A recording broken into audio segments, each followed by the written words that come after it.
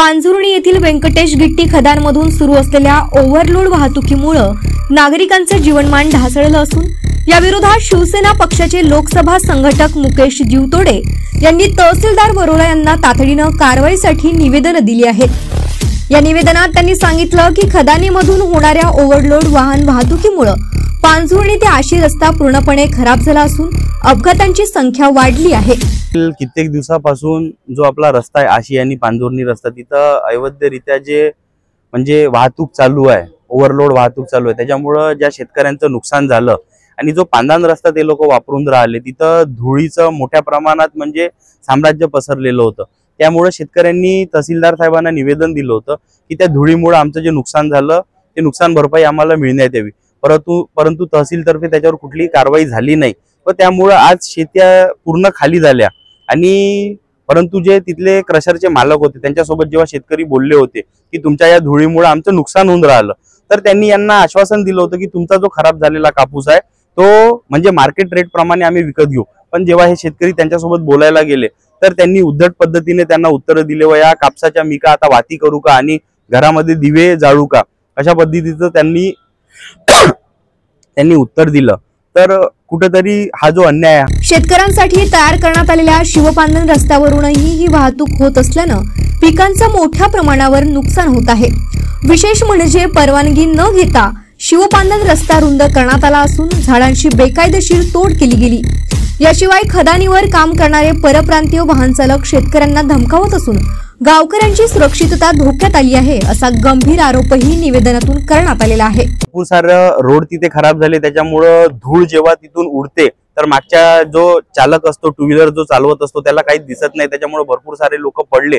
काल मी एका पेशंटला भेटून आलो तर त्याला जवळपास त्याच्या पूर्ण शरीरावरती 26 टाके पडले होते व त्यांनी तेच कारण सांगितलं की समोर ट्रक जात असल्यामुळे धूळ उडत असल्यामुळे ते माझा म्हणजे ऍक्सिडेंट झाला बा। तर हा जो शेतकऱ्यांवरती अन्याय होत आहे, आज आपण बघून राहिलो 78 वर्ष स्वातंत्र्याला झाले परंतु शेतकऱ्यांवरच्या समस्या ज्या आहे त्या अजूनपर्यंत निवारण होऊन नाही राहिलं। आणि ज्या पद्धतीनं त्यांनी पांदान रस्त्याचं म्हणजे वाढवलं आहे, झाडं तोडले, त्याच्यानंतर जो पाणी वाहण्याचा जो नाला आहे तो नाला बुजवला, तर हे कुठेतरी अरेरावी पद्धतीने चुकीच्या पद्धतीने तिथं काम होऊन राहिलं।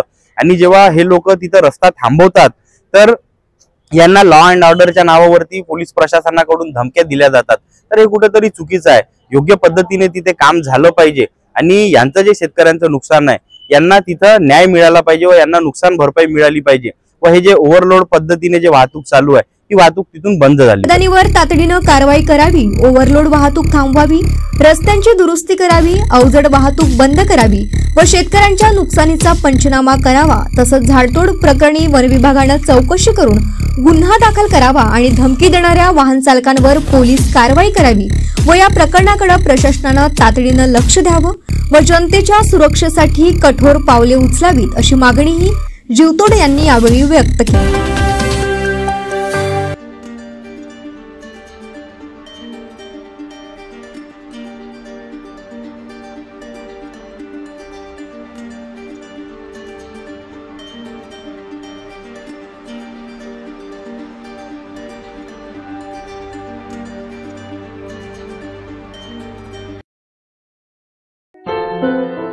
क्या हुआ बहू? माँ, पाइल्स की बहुत तकलीफ हो रही है। तो तुम गुदरोग सर्जन के पास क्यों नहीं गई?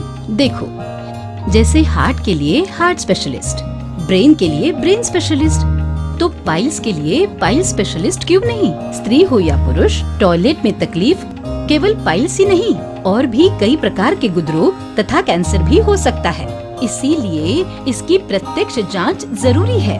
ठीक है माँ, पर जांच के लिए हम जाएंगे कहाँ? वही काले आयुर्वेदिक पाइल्स हॉस्पिटल में। लेकिन माँ, प्रेगनेंसी में पाइल्स की दवाइयाँ? प्रेगनेंसी में आयुर्वेदिक दवाइयाँ सुरक्षित होती है। जनहित में जारी काले आयुर्वेदिक पाइल्स हॉस्पिटल, औषधि चिकित्सा तथा सर्जरी ट्रीटमेंट उपलब्ध। हमारा पता उमरेड रोड, दिघौरी बस स्टॉप के पास, नागपुर। अधिक जानकारी के लिए वेबसाइट पर जाएं kalepileshhospital.com।